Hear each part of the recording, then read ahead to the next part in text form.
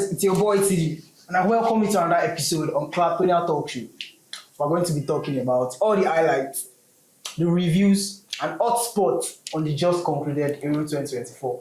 And here with me, I have someone I am very, very excited to introduce to you guys. Welcome, Dice, the Dicest. He's coming to do what? Dissect every part, every story, every hint on the EURO2024. I welcome you, bro. Thank you very much, boy TD. You're welcome. Thanks for this opportunity. You're welcome. Football is our culture, football is our therapy. Yes, therapy it is. It really was an interesting tournament. The matches were upkeep. It was worth the time to watch it. Very, very entertaining. And cheers to Yamal, the young player of the tournament. And the player of the tournament himself, Rodri. And the winner, definitely, Spain. So big cheers, big turn up. They tried, they went for it, and they got what they wanted. So throughout the group stage, who was your favorite team? Who was your supporting? Who were you rooting for? I rooted for Germany throughout the tournament. Germany, even why though, were you rooting for Germany? Is it because they were the host? No, not because of the fact that they were the host. I think they had a defined way of playing, even though they lost to Spain in the quarterfinals and were unlucky. But I think they really did a very good job in the tournament. Yes, that was very true. So, which team exit was like very shocking for you? I think Croatia to me, because they've always performed very well in the previous tournaments. Like in the 2018 World Cup, they did very well in the World Cup, got to the finals. Same World Cup in 2022, they got to the semi-finals, and I think they won third place too. And it is very, very shocking because a team dominated by Modric, Kramaric, Brozovic, Kovacic, Gravdio is a 90 million player. He played very well in Man City. So they have side. What it takes to take Yes. Yeah. That's cool. That's fine. So your favorite match should be who against who? Which team against which team? Your favorite match for the tournament? My favorite match of the tournament, Netherlands versus Austria. It's your smile for me. So the 3-2 win that made Austria qualify to the round of 16. Yeah. What was the highlight about the match? Game pressing is alive. Who was possessing? Who possessed the match? No more of possessing. I feel Austria had a definite way of playing, and that was why they won the game 3-2. And the way the coach made the boys believe that they can actually do it and get to the round of 16. Coming from the fact that he didn't have his captain and the leader of his defense, David Alaba, there. And Rangnick is this person, I think in 2022 when he coached Manchester United, he wasn't really up to par. Ronaldo said some things about him not being a very good coach, but in the Euros, he proved himself right. Okay. So do you think it was the coach capability or the players' effort? I think the coach had a big role to play. I think it is the coach for me. Throughout the tournament, who's your favorite young player of the tournament? Lamine Yamal, obviously. Is it because he's everyone's favorite? No, not because he's everyone's favorite, but I think kudos to Kobe Mino, Jamal Musiala, and Nico Williams. They really tried, but there is a very, very big gap between Lamine Yamal and the rest due to the fact that there is this balance that he gives to the Spanish team. Very strong in 1v1s, and the goal against France, as you can see, was voted the goal of the tournament. He was always expected to deliver, and he always delivered. Exactly. So that's why and coming for the fact that it is his first major tournament. Yes. So I think he turned out to be the young player. Pressure, despite his age, his first time, his experience, and he still delivered very well. Kobe Mino too delivered. I won't write off the ball. He came into the England side and he was the solution to Southgate midfield problem, considering the fact that he used Trent Alexander-Arnold and Gallagher, and he didn't get his results. Then Kobe came and did a wonderful job for the team. I was only rooting for England because of Kobe Mino, though. Because I don't know, that guy is just exceptional for me. His touches were very exceptional. So going to midfield battle, which team would you consider they having the best midfield throughout the tournament? Spain, of course. Rodri, Fabian Ruiz, Pedri, before Dani Olmo came due to Pedri's injury. So is there any team that had like should I say close midfield? I would not really pick Switzerland is good in the midfield. The compactness, Xhaka, Remo Fowler, and Abishe. Okay. But I would really pick other players like Lobotka. Okay. Which other player? I don't think anybody really stood out for me in the midfield. Compared to Spain's midfield. I think the competition was more of how good they were defensively. So the matchup between Spain and Germany, how was the midfield? What would you say about the midfield? It was competitions of great players. Competitions of great players. So talking about the midfield from Germany, from Spain, how is the possession? You can, as you know, Toni Kroos is a deep line playmaker. He dictates the game from after, you understand, from the defense and pushes the ball to the attack. And I think Gundogan should have been replaced early in the game, but given him by other players that can actually do the job, bringing Adverts to that position and playing Fulkrong as a pivot nine. Why you suggest Gundogan? Gondo, because he was tired. He wasn't getting his touches right in the game. He wasn't at all. He wasn't. Yeah, so Spain's midfield was obviously very, very tight. So what would you say about defenders, attackers? Because everyone contributed to the game. So what would you say about defenders, attackers? Any exceptional defender, any exceptional attacker? Exceptional defenders. I would pick Akanji. Manuel Akanji was so vital for Switzerland.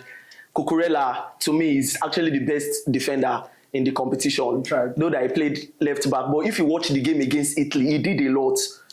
Through ball recoveries, tackles, and they didn't let the Italy side breathe 1 minute. That's very true. Cucurella, I'll talk about other defenders too. Saliba, Rolls Royce. You can see how he caged Lukaku and Cristiano Ronaldo. So you would give it to him. For the Golden Boot, what would you say about it? Were the goals enough?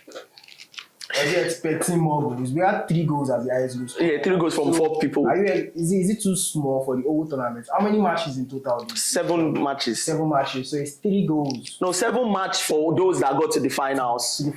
Yeah. So okay. So is 3 goals too small for Golden Boot for throughout the tournament? As a tournament football, anything can happen. We wouldn't expect more goals because every side will want to be defensive as possible as they can. So I think if I am to give the award, I'll give it to Daniel Mo because his minutes per goals was excellent. He came up from the bench and scored some goals. And I think he only started 1 game in the group stage, and that was the 3rd game. 3rd game where he assisted and when he scored. So kudos to other players that had 3 goals like Musiala, Schranz, and Kane. So you spoke about Germany's coach being exceptional. Is there any exceptional coach again would you give kudos to? Like I said earlier, Rafragnik really tried. Okay. Lafonte tried too. He tried very well. That's the Spanish coach. He knew right from the beginning how he wanted to play. Considering the fact that most of those players, like Neco Williams and Yamal, they weren't there in the previous competitions like the EURO2021 and the rest. Players like Ferran Torres were the ones starting. Ferran Torres and Oyarzabal were the ones starting in the Spanish team. But looking at it, dominant side, he knew I wanted to play right from the 2 friendlies that they played before the tournament. Yeah. So I think he knows what he was doing, and that got him the victory at last. That's cool. So do you want to give what was your short highlight on Euro 24? What was interesting about Euro 24 that you cannot forget about? I think I cannot forget about Georgia, Portugal. Do you know? Imagine your hope of qualifying is dependent on beating a Portugal side that had Ronaldo as a striker, and they delivered with a clean sheet. The early goal was good for them, thanks to Kvaratskhelia. Then they followed it up with a penalty from Mikatose. So you mentioned Ronaldo, and I remembered. How would you rate Ronaldo's performance? If I'm to give him, I'll give him 2/10. He didn't really try. He's a big name. He should do more. But people will say, the Ronaldo fanboys are always supporting him. But I think at some point in some games, he should have been substituted. Give room to other strikers like Diogo Jota and Gonçalo Ramos. I know Gonçalo Ramos didn't really have a good season with PSG. But Jota, imagine him coming up from the bench and causing that penalty against Slovenia. You can see it was really vital for them. And Ronaldo missed the penalty. He made it up. He scored the first one.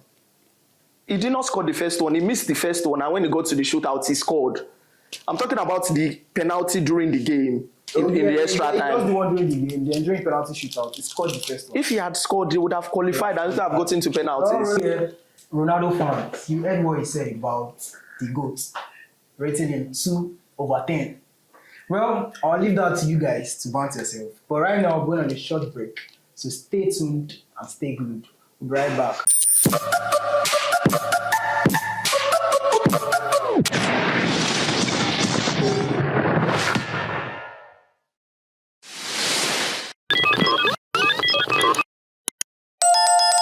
Two over 10. I will talk him again.